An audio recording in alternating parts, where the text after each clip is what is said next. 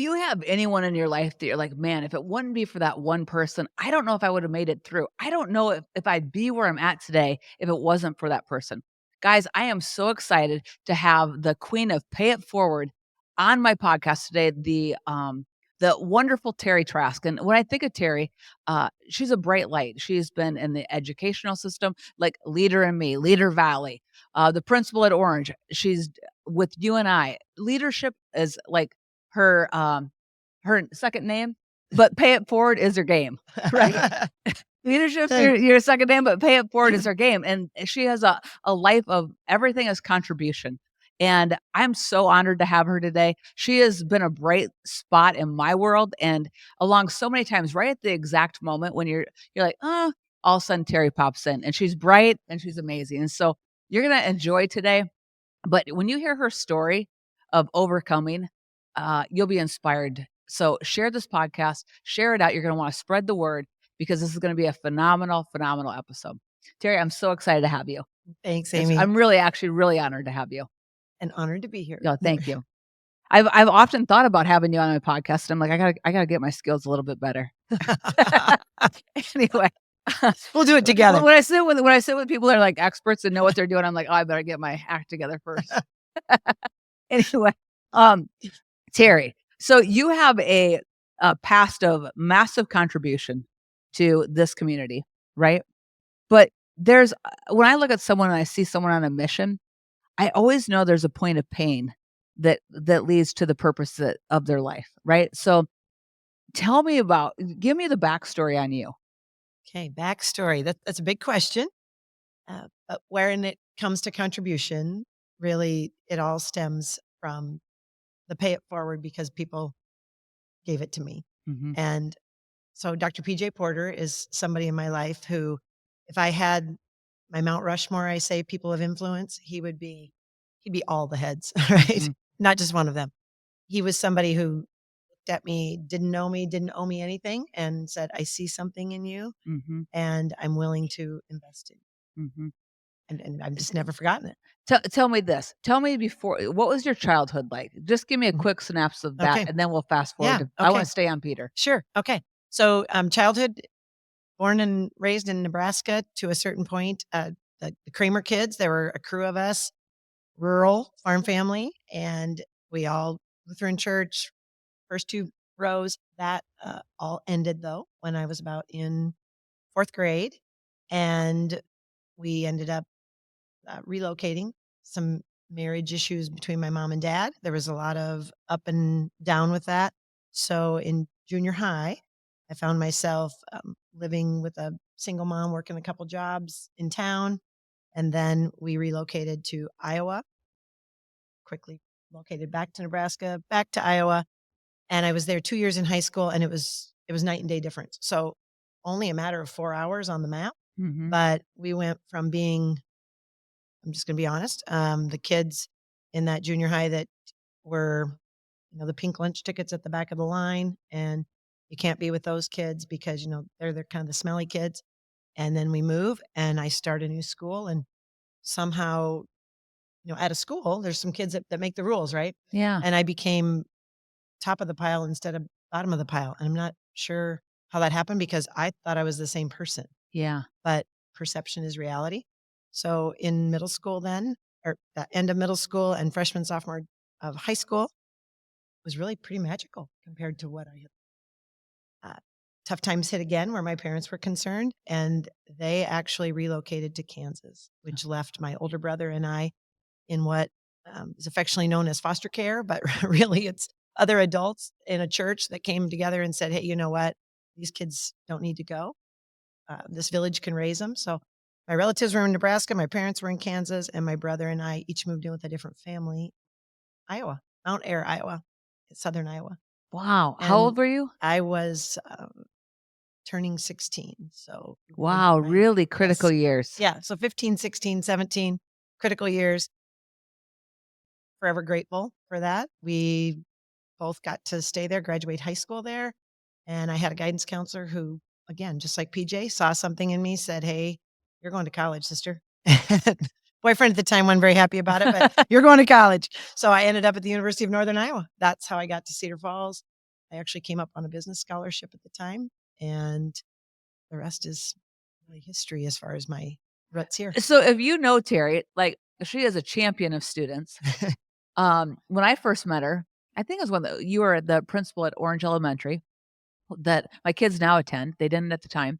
And I had never walked into such a place that I actually wanted to stay. I didn't love school as a kid. Like, I was, like, the most average student. Like, I don't have, like, "Oh, school is so awesome." I don't have those memories, right? I'm like, "Ugh, just let me get through it."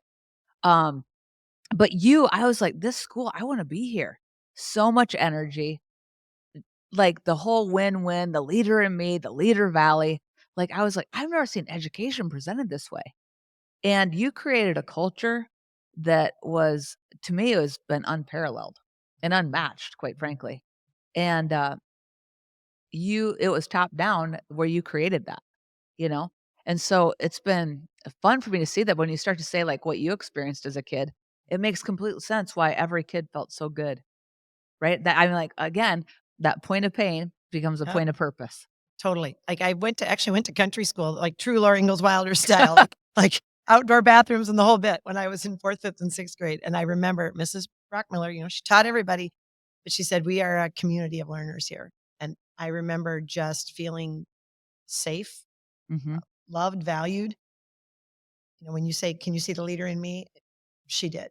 And to be able to create that for those kids at Orange was such a gift. I mean, all the way around, it was such a gift. But we really did want the kids to know that when they were there, they were seen, they were heard, they were valued, they could contribute. And not only could they, but I mean, being a part of a community, it's not a right, it's a privilege. And Mhm. part of that privilege is giving back. So, how Mhm. are we going to do that? Mhm. And I really believe, well, and your nephew was one of them, right? That it was able to embrace that and You live changed it. his world. So my Yeah, nephew Cooper, I think, is an incredible, he's an amazing kid. incredible. He's a great guy, right? He's in college now. But he was so shy, and when he transferred to Orange, you completely pulled leadership out of him, and we're forever grateful for that because you really put the spotlight on him, and he obviously rose to it, but it was through the encouragement of you. I mean, it takes someone outside your family. I mean, we can cheerlead him and tell him That's he's a right. rock Yep. star all the time and pump him up, and I can tell him he's the best, and his parents can say that, but it took someone outside to see something. And I still remember the day you brought him in and kept looking at his shoes. It's like, dude, dude. But just that eye contact for even 10 seconds to say, hey, I like, see you. I see you. And here's your opportunity. And that creating those opportunities for them to shock themselves. I mean, the power of empowerment, right? Yeah. So take me back to the PJ Porter moment. Right. So, uh, yeah. So, first of all, getting to college in the first place, right? So here I am. And then my junior year of college, there was a funding situation, we can put it that way, and I thought, "Wow, I just can't continue." And there had been some bumps in there too with just personal when you're at college and trying to work at the same time and just figure life out, right? Anyway, I went to the ed center to withdraw, and I met him standing there waiting to get on the elevator, and we got on the elevator together. He asked what I was doing, and I seriously had everything that I owned in my car, like, Wow. which wasn't much, but I wasn't exactly sure I was going after that, but I'd couch surf for a couple nights. And I'm like, anyway, I end up on the elevator with him and he asked me an educational question. I was a little checked out, said what I was there for. Mm, We honestly didn't agree on the educational question. So I'm not sure what possessed me to do this, but I just hit all the buttons on the elevator. So we had to like drag this out because I thought, no, we are not getting off here till I can prove my point. And we get off on the 6th floor, that's where his office was, that's where I was heading to curriculum instruction, and he was laughing and he said, "Hey," he said, "I think you got too much spunk to quit." And I said, "Well, I don't really have any other options." He said, "Well, why don't you sleep on that?" I said, "Excuse me?" And he said, "Well, if you give me a day," he said, "and come back tomorrow, and I think I may have a different answer for you." He said, "But I want you to promise me that you're gonna sleep somewhere safe tonight and that you're going to be able to answer a question for me." And I said, "What's that?" And he said, "Well, why why are you here? Why do you want this degree? What's driving you?" Okay. And so, honestly, that is exactly how it happened. I left, I found a place to crash, I went back, and long story short, I ended up moving in with him and his family in What did he say to you? Columbia Circle. But he told me, he said, "If you don't know where you're going, it's not gonna matter." Yeah. He said, "But you need to know your why, and you Yeah. need to be crystal clear on what that is." And once we start on this journey, he said, "You're gonna have to promise me that you're not gonna quit Mhm. because we're in this together." Mhm. And I just had never, I mean, I'd always had, I mean, the power of connection, the power of community. I've always had somebody else there to help, but not a stranger, Yeah. not somebody who, like I said, I just thought, what is in this for you? Yeah. What is in this for you? Yeah. But again, I feel like there's no accidents in the kingdom. It was totally a God moment. And The very fact that you got on that elevator the with very him. fact that I got in the elevator, the very, just how it all unraveled. And then, the poor Clark had to move out of his room, and here I am crashing there. Uh, And his whole thing was he wanted me to make sure I could get on my own feet. And so my senior year, I actually did live in an apartment off campus, but it was not without his help. Got a job at Brinkley's Landing over in Waterloo. I know it was part of his help, but he said when I went to pay him back, because, and he kept track of, phone bills and some different things that he'd helped me with. And by the time I could put that together to go pay him back, he said, I don't want this. And I was like, you kidding me? Like there was some sacrifice to put this little pot together. Yeah. And he said, I don't want it. He said, I want you to use it to help somebody else Yeah. someday. He Yeah. said, I don't want it. He goes, I wanted you to know you could pay me back. Yeah. I wanted you to know you could do that. And now you can't. Now you know that. I'm gonna I am at first I kind of shook my head, and then I have to tell you that lesson has just come back to me over and over and over. Again, the power of empowerment. Like how many times? And he said, sometimes it's gonna work out and sometimes it's not. And he was so right. He was so right. Because sometimes it doesn't. He said, but it doesn't mean you don't trust the next one. Yeah. Okay. Jerry, I have a question for you. What did you feel like when a stranger is like, "Hey, come into my house." And it was a house. It It's a wasn't like great no house I'd no, lived in no, it was a before. great Yeah. house. It was a really Yeah. great house. Yeah, really great house. But, like, come live with us. Did what did you even like, were you like, what the heck?"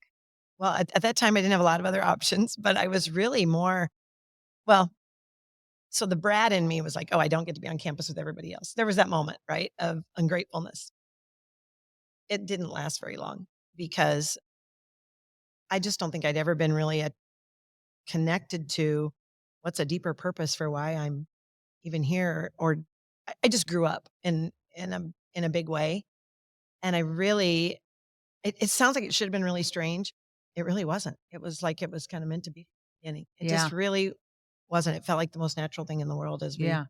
continued. I mean, doing one of the family pictures, I'm thinking, "Oh, I don't know." But Do you yeah, know a I don't know. moment I think was incredible is when you were awarded, what award were you given and that you had PJ? Oh, so really what it was, multiple times I asked him to be a part of the audience for different things, but the time when I asked him to come to the school was we were the grand opening of Orange Elementary.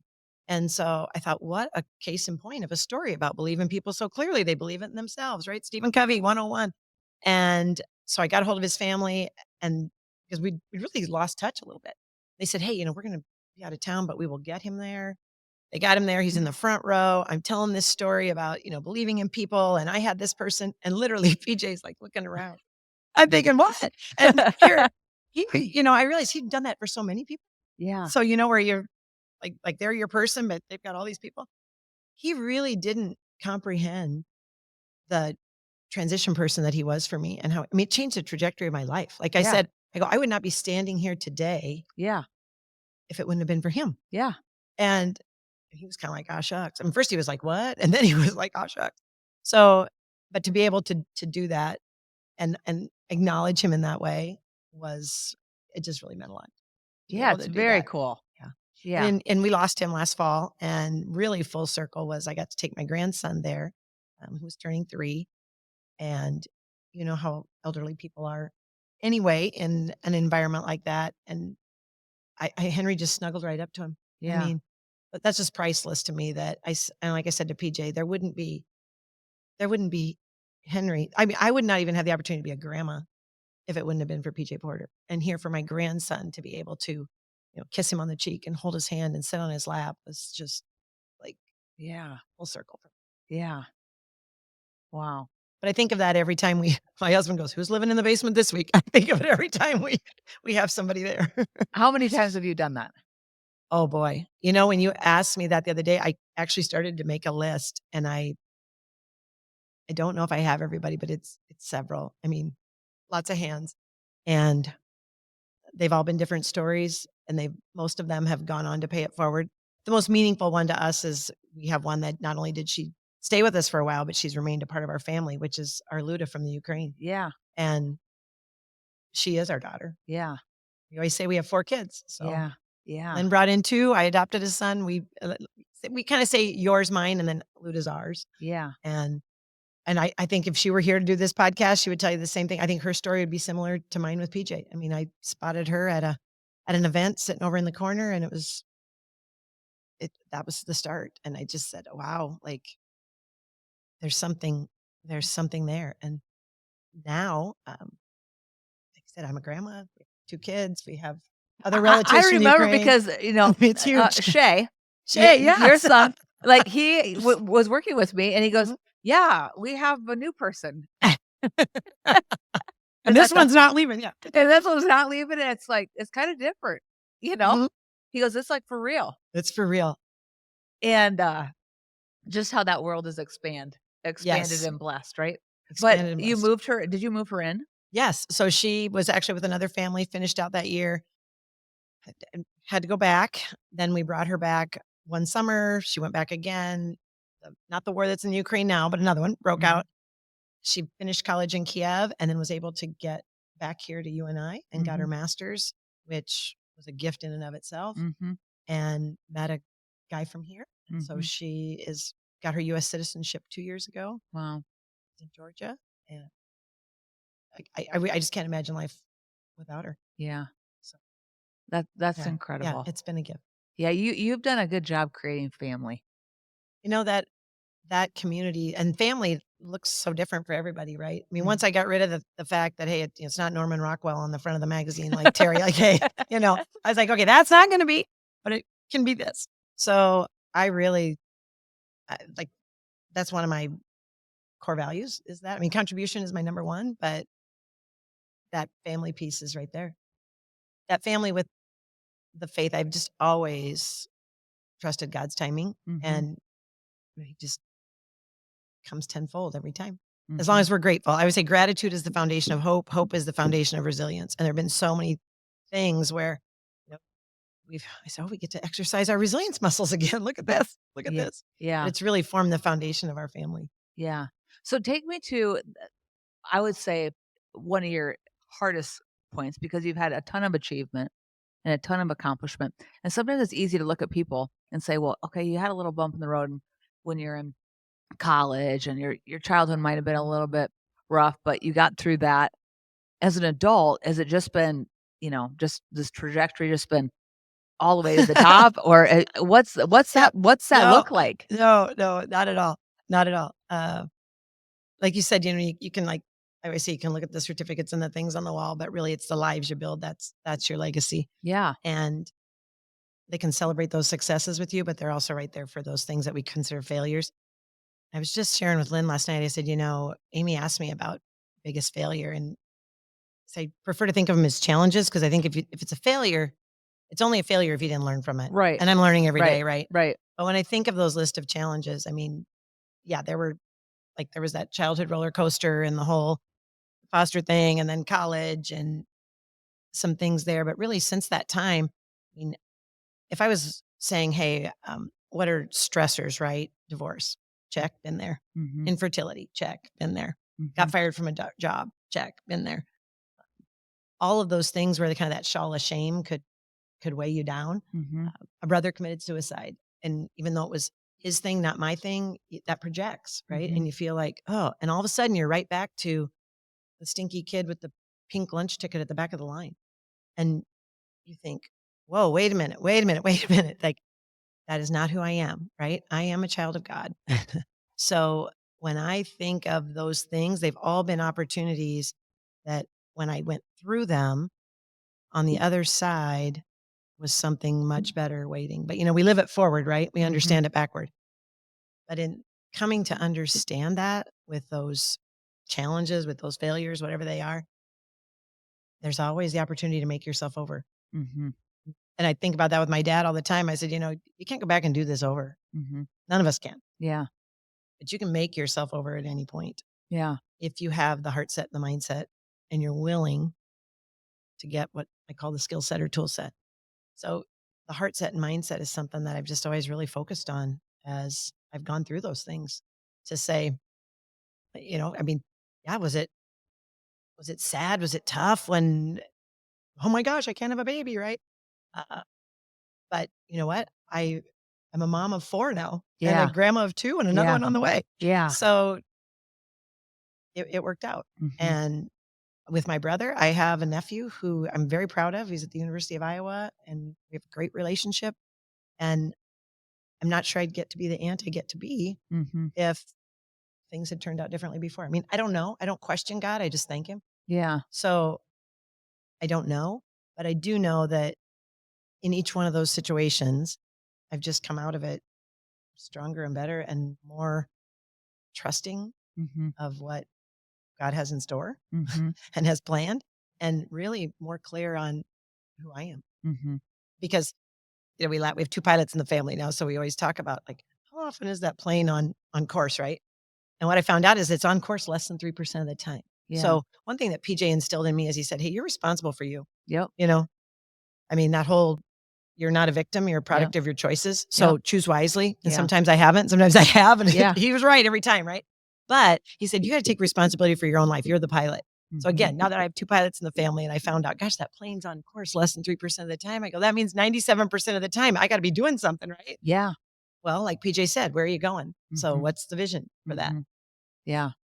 If you don't know the destination, it doesn't matter. But even more importantly, what's your true north? Like, what are Mhm. those values? And I just love that you were able to, I didn't have to tell you what they were. You're like, this is who Teri Trask is. So thank Mm. you for seeing that, right? But those values, if you have those, one step closer, one step farther away. Then you got to do kind of a reality check Mhm. and say, what's my current destination right now? Because I think I got this from you, but it's, if you're not intentionally becoming who you want to be, you're intentionally becoming what you don't want to be. And so in each of those failure instances, going back to that or challenges, I knew that I had to experience it, but I couldn't live there. I couldn't stay there. That's Mhm. not That's not who I'm that's not how the story's gonna end. Yeah. So, keep going, right? Keep going. Bring that plane back to where that There's true so north much is. power in our choice. Oh my There's gosh, so much so much power in power in our our choice. choosing Yes, to get back up again, to get right? back up again. And That scares some people. it does scare some people, and there's been days that I've not wanted to get back up Yep, again. yep, yep. Like, "Oh, Oh, yeah. maybe this is That's just right. it," Yeah. right? Maybe I always this say, is "Have the I offended my haters or just hit too close to home?" And it's like, I don't know. It's Yeah. there's like But here's the mm. thing that I find, and I think that it's interesting.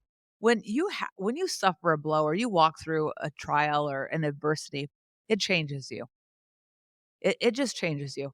And it can change you for the better or the worse. You can choose bitterness and cynicism, or you can choose growth and see the opportunity in it. And I choose to see growth and opportunity. Although the pull of, hey, just withdraw, back Mhm, off, don't do anything. Like that's always a gravitational pull, right? So it's a choosing. mhm. I'm gonna step into this. It might be embarrassing, it might be humiliating, but I'm gonna choose to step into this.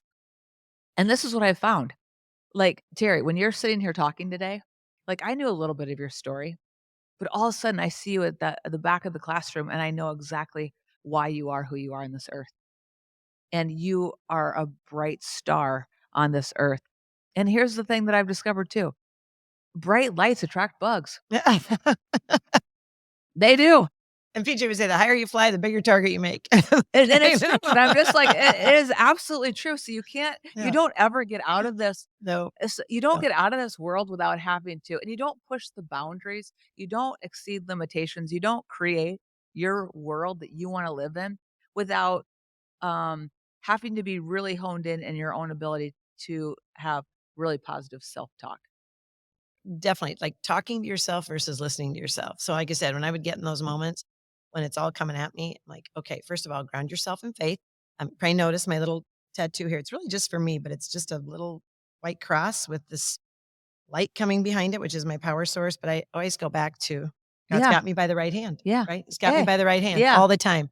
And to be able to do that and say, okay, so first of all, I am a child of God, but I have a different mantra every day, because if I'm not able to look in the mirror Mhm. and talk to myself in a positive way, I can't go in expecting you or anybody else to make me whole, to validate. It's like, talk to yourself, Teri, because all those other things are really white noise. But I always say, God first, He weighs in, and Yeah. then where are we going from here? But I really believe that just getting quiet, that time, my morning and night routine, starting with that faithful component and that gratitude. And what is it that's getting me through today?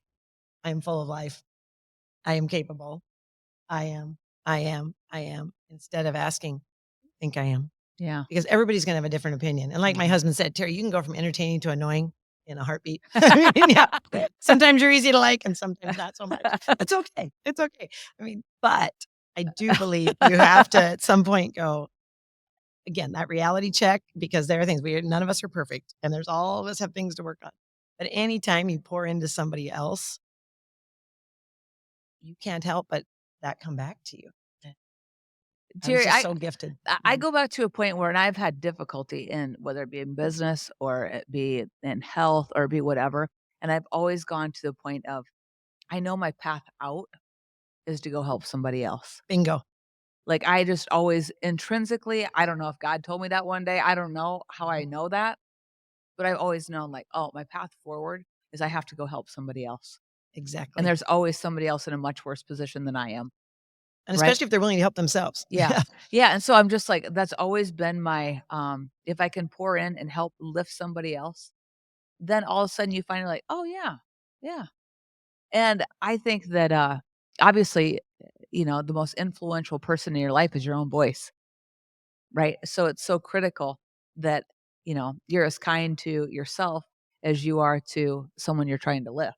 Exactly. And I find like that my biggest battle, and I'm assuming that it's a typical thing, maybe not, but self-doubt, imposter syndrome, like all those things are always trying to chirp in your ear. And I don't think that that ever goes away. No.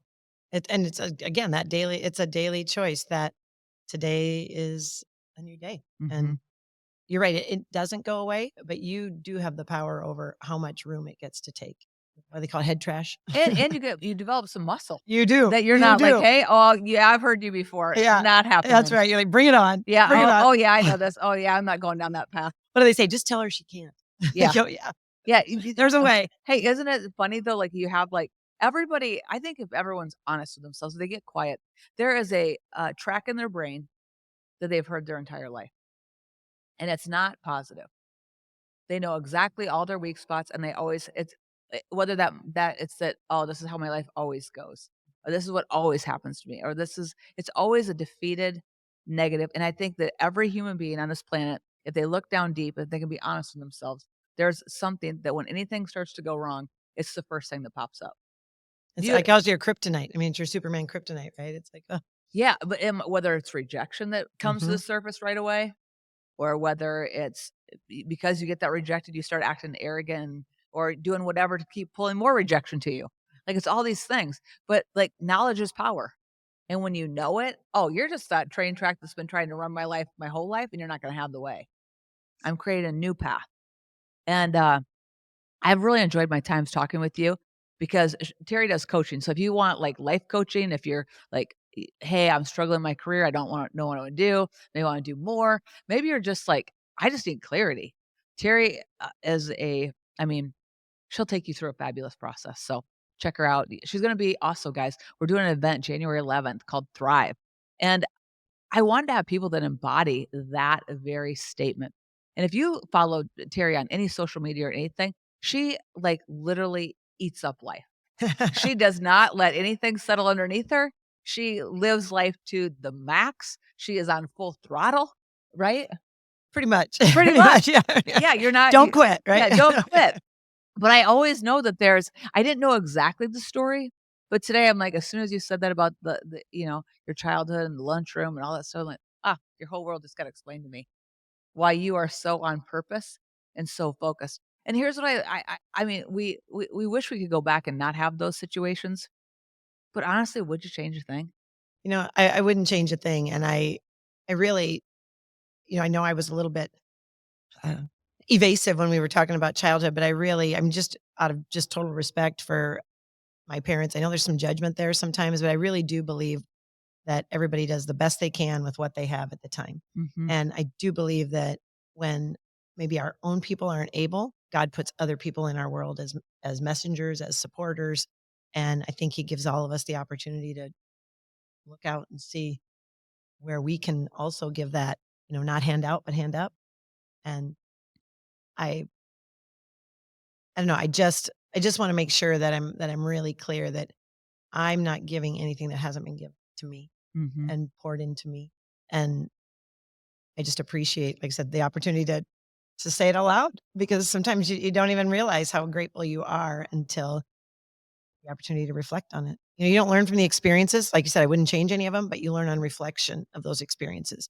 And as I reflect on them, every single one of them have paid big dividends for who I am now and how I get to live. So I it's think been great. I think that these crises come to our life, whether they're self-inflicted or not, Mhm. right? And it has a way of, bringing extreme clarity. The gift Mhm. in almost all crisis is clarity, if you can take it. Definitely. Now some people don't take it. Some people just go off the rails. But if you're on purpose, like, it brings much clarity to your world. And here's even the greater gift that I think that you exude really well because you know who you are and you know what your these are my, you know, these are my principles, these are my core values. But I think that when you have that, you draw the tribe to you that's called to be to you because you are authentically you. And there's no greater force on this earth than authenticity, right? It's like 5,000 times more powerful than love. Love. Yes. It's incredible. Like authenticity is that thing, right? It's the drawing power, Right. right? So as I've walked through challenge, I don't love the challenges that I've walked through. I don't want to walk through them again, right? But it has opened me up to um I can relate to people on a completely different level. I can go with them where they're at and so many different arenas that make you so much more valuable on this earth. So you don't choose the problems, but sometimes I think they're a little bit like appointments. Yeah, there you go. I could see that. They're kind of like, oh, this is appointed to your life for a minute. Right. And I Right. don't believe that God brings these things on us, but I do believe it passes through his hand. Yes. And I do think that, okay, he's working all things together for our good if we can stay in it, right? And he's weaving a beautiful tapestry of strength and perseverance and relatability and humility and growth through those things, which I'm kind of like this, and I know you're like this. Like I want to live this, I want to leave life at the end of my very, very long life, right? Saying I threw everything on the wall. I didn't leave one dream untapped. And that one thing challenges me every day because everything in this world wants you to live small, whether it's the thoughts of other people, what are they going to think? What are they going to, all that, or it's your own. What if I'm not capable? Or even more, what if I am capable? What's that going to do to the rest of my world? Right? Mm. And not just yours, but All your people. other people getting to see that and getting to tap into that. Like I said, when I think of, a list of kids that we've been able I shouldn't say kids, young people, that we've been able to have as a part of our world, and Yeah. Luda would be at the top of that list. I just think Good. seeing them soar, again, those lives that Yeah. we get to be, we get to build, that is our legacy. Mhm. So, and knowing that Mhm. there's more than that. I Mhm. And not to belabor that, but I would just do wanna go back to one thing that I said when I mentioned briefly about when my, dad was incarcerated, and I remember the first time I got to go visit, and freedom is one of my core values, so you'll understand this when they open the doors so you can visit, and they put you in kind of this middle piece for a while after they do all their screening, and the doors go shut behind you and in front of you, and you're literally just there for a moment. And I walked in, and first of all, getting to have that visit and seeing him work through that shame, Mhm. like not even feeling worthy, right, of the visit. And when I left, I thought, "I get to leave." Yeah. But he doesn't. Mhm. He doesn't. And the thing I left him with was a poem I shared with you earlier about the don't quit. And, when things go wrong, just what we're talking about, as they sometimes will, when that road you're trudging seems all uphill, it says, "Rest if you must, but don't you quit. But Mhm. don't you quit." And I keep thinking about that as we're talking today, that really the don't quit for all of us, finding out what it is that propels us forward so that we don't quit, whether that's our our self-talk, whether that's our faith, whether it's our those dreams that are unfulfilled, whether it's a person, something that it's our reason. But it's our reason to say it's all worth it. This is why Mhm. we're here. Mhm. This is why we're here. And I just that comes to mind for me as a turning point of the first time that yes, turning point when I met PJ on the elevator, but a even bigger turning point was being there and walking out and thinking, there's there's more for me, and there's Mhm. more for him when he gets out, Mhm. and I need to be a part of that, and I got to be a part of that. How old were you when your dad was incarcerated? Actually, I was in college. It was, kinda disappointing in that he went in. I mean, he'd had some stints, but this one, when he went when he was sentenced, was right before I was graduating college, so he didn't get to be there, and he didn't get to walk me down the aisle the first time. That was Mm. really hard. Mhm. That was really hard. Yeah. But again, God gives you a do-over. One of the silver linings on divorce, he got to walk me down the second time, right? Got to be there. But I have to tell you, so I went that summer before I was starting my first real job, right, to go see him. But I just felt like then, not only did I need to promise that I could learn from this, but that he could too. Mhm. And I have to tell you, to make peace with that, and I have a whole another family now, uh, because of the choices that he made. Again, silver lining in that is when he got out, said, "Hey, I can't do this over, but I can make myself over." There's forgiveness in there. And now I refer to her as my sister, but it's a gal that is a part of his life like Lude is a part of ours. Yeah. And I got to meet her in his death, and it's been great. Yeah. It's been great. Yeah. So there's just so many blessings there. Everything that you're saying, but it does start with us and the product of our choices. And I'm honored to have all the people in my world, including you. Terry, um, well, first of all, who doesn't think that this is like you're amazed at Terry? I mean, she's awesome, right? So we're gonna have her January 11th. You're gonna want to hear her. She'll tell more of her story. Coaching is always an option with her. But Terry, you read your poem to me, and you said that Mhm. you had given that to your dad. And I want you to. And you said that when you went to when he was it on his deathbed? You saw. Actually, I went to visit him in Texas, and there was a huge poster of it. Like the old Elvis felt that you see all over the flea markets. Well, it was like that, only it was the "Don't Quit" poem. And I said, "What's up with that?"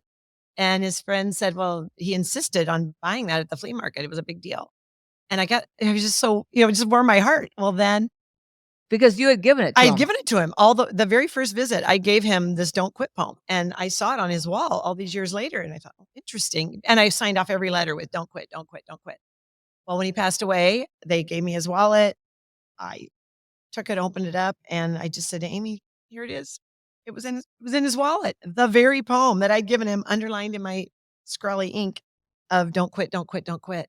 And so immediately my school secretary at the time laminated it, because you laminate everything at school. But she said, "You're going to want to keep this." And it's never been out of my possession since. Can you read it to I've had us? I can. I can. It says, "As things go wrong," I think actually I can read it and probably recite it at the same time. It says, "As things go wrong, as they sometimes will." Oh gosh, wait a minute. Maybe I need Amy's glasses to do this. Okay. Here we go. I am going to use Amy's glasses. Here we go. Look at this. Oh, perfect. Here we go. "When things go wrong, as they sometimes will, when the road you're trudging seems all uphill, when the funds are low and the debts are high, when you want to smile, but you have to sigh, when your cares are pressing you down a bit, rest if you must, but don't you quit. Life is queer with its twists and turns, as every one of us sometimes learns, and many a failure turns about when he might have won had he just stuck it out. Don't give up, though the pace seems slow. You may succeed with another blow. Success is failure turned inside out. It's the silver tint of the clouds of doubt. and you never can tell how close you are. You may be near, even though it seems so far. So stick to the fight when your heart is hit. When things seem worse, you must not quit. Don't quit. Do you know I've never heard that? I love it. Oh, I love I it. love it. Yeah. I love it. Now you'll see it everywhere. I will. I love it. There you Guys, go. don't Or quit. don't quit. You are more. You're made for more. You're capable of more. Just don't quit. If you've enjoyed this podcast today, like it, share it. Let Terry know how much you enjoyed it. You can follow her on all of her socials. I'll give you her information, but she's awesome, but you're awesome. Have a blessed day.